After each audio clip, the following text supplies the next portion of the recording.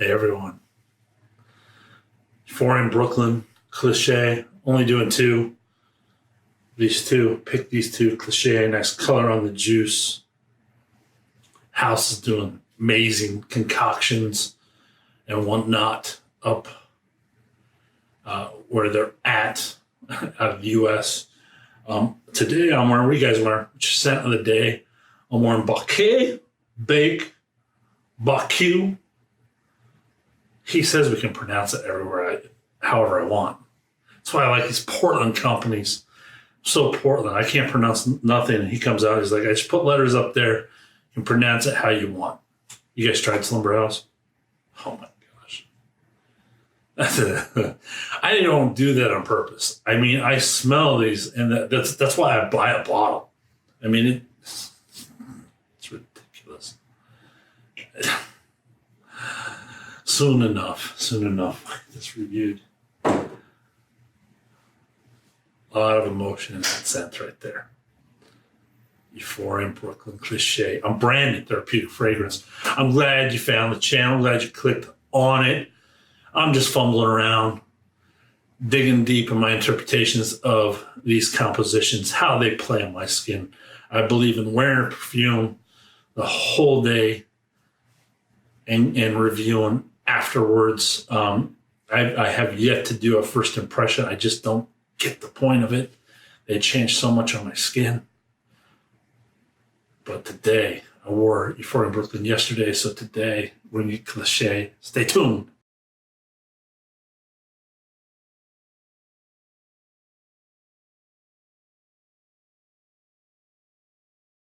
Euphorium Brooklyn Cilice, launched in 2015. $180, 50 ml, over $3 an ml. Steven Dirks is the nose behind these. Currently getting a 3.5 out of 5 on Fragrantica. I don't know why Fragrantica. So far, the two I've tried from these guys. You guys are harsh up there. You're harsh on these. I put some on my hand here. I've been doing that now.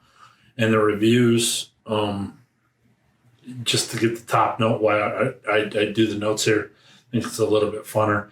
It's because I'm not doing review. I'm almost at the tail end doing reviews, so I'm not doing reviews every day now. You guys won't know that for a while, that I have so many in queue. My editing couldn't keep up with the daily. I did one every day. Nuts. Since December. Even before I started, I had these going. Anyways, notes: benzoin, labdanum, olbanum, illamite, leather, beeswax, angelica, clove, honey, papyrus, ambergris, agarwood, oud. They list that as the same ingredient. They're just defining it for us like we don't know by now. Cedar, coumarin, birch, and castoreum. I love it when fragrances actually open with something special. Another reason I've been putting these on. Now, this Night and Day from Wald, if you look at that review, this opening, awesome opening. I do my hardest. The older fragrance, it's so easy to do this with, the older samples I have, I do my hardest to know nothing about them. And I buy so many at a time. Most of them are forgotten by the time I do wear them. Obviously, I look at the notes when I buy. And if they're expensive samples or, more than $4 and whatnot, I might look for a review on it. But I seriously try to put it out of my head, write a paragraph. So I try it on. I want to be surprised. I'm a kid still. I want to be surprised and get that feeling. It's fun. This surprised me. Opening was awesome. It makes my brain work very creatively. I love it when I can't just put a fragrance in a box, like, oh, this is citrus, oh, this is dark, this is that. I get the notes are there, but you smell it all together and you're like, whoa, this is, without even looking at notes. I when I wore this, did not even know what the notes were. I go back and look at the notes when I start doing the full review. I'm like, oh, that's why I chose it. That's exactly why it is. But this opening, stellar opening. I love when a fragrance makes my brain work to make sense of it. See what I did there? Sense. Anyways, sorry, bad puns, bad jokes. And then I have to have the mystery unfold so I can actually pick out a couple notes before that. I have to sit down for like 5-10 minutes before you even get a note. It's just a nice accord that smells good on your skin. Like I said, I go up, look at it, start laughing. Oh, that's why I chose this. The notes I already read on top. I know exactly why this is in my hands and why I like it so much. And they chose good synthetics that don't make it blow up. As soon as it settled down, gets very familiar, like a lot of other fragrances like this. It gives you dashes of T-Rex, definitely not full-on T-Rex, but dashes of T-Rex. And this was older, so credit to this one. This was first. T-Rex definitely takes it further. Bam, we are wearing some perfume. This is, that opening, it's like a man cologne perfume. Perfume is just a category. Growing up as kids, most American kids were taught perfume is for women, cologne is for guys.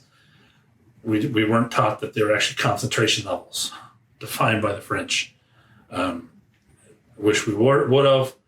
A lot of things we don't get right, especially on measurements. I'll vow to that. I bike. I don't know why we don't do miles or why we still do miles, not meters. I smell a slight gunpowder on the back. I think it's the castoreum and birch kind of mixing.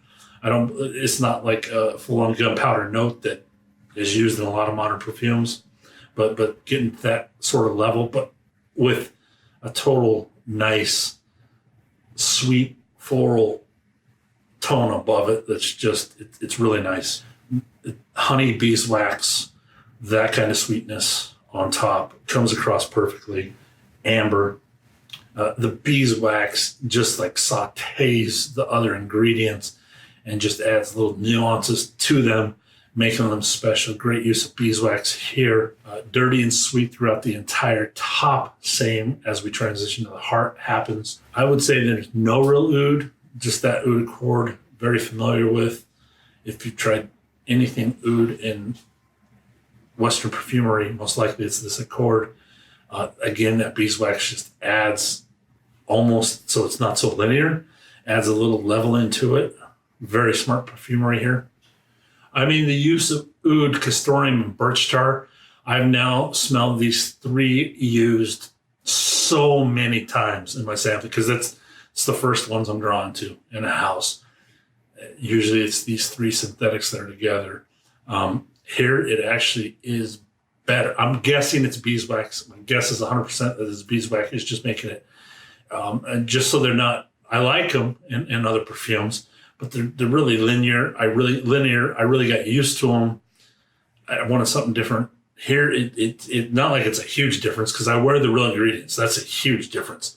But this is a step up from synthetics. They are synthetic, but I'm guessing it's beeswax that just give them a leveling where they're going up and down and actually become something a little more special than just a pure linear scent that is been overused by houses like crazy. Definitely glad they didn't put rose in this and then their oud accord. At least they stayed away from the rose note, but everything else is kind of like your dark fragrances with the oud, a little bit of sweetness.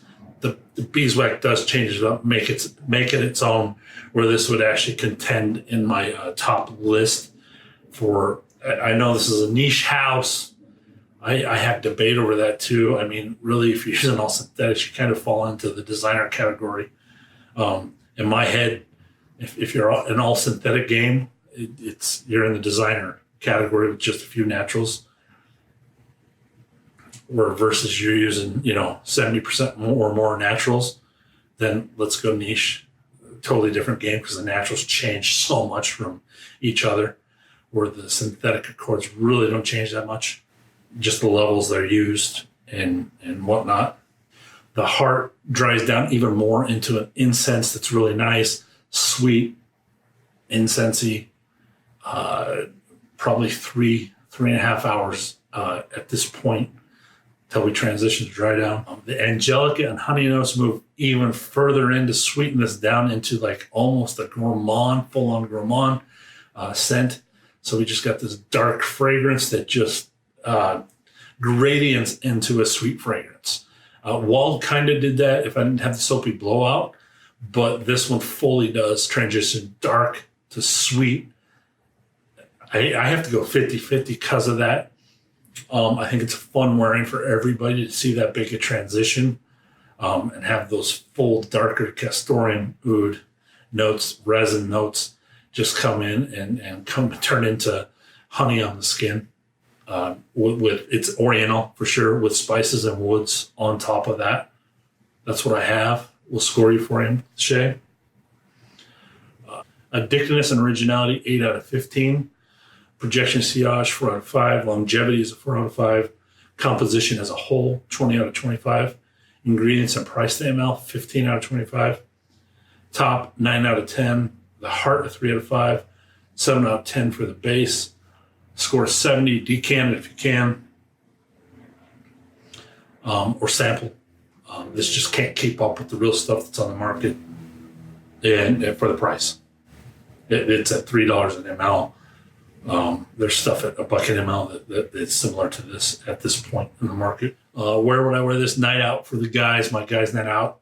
And then at least I go to bed with the nice sweet scent. Colder months for sure. Who do I see wearing this one?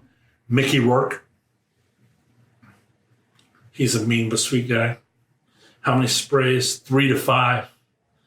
There we go. Euphorium Brooklyn Cilice. Peace out.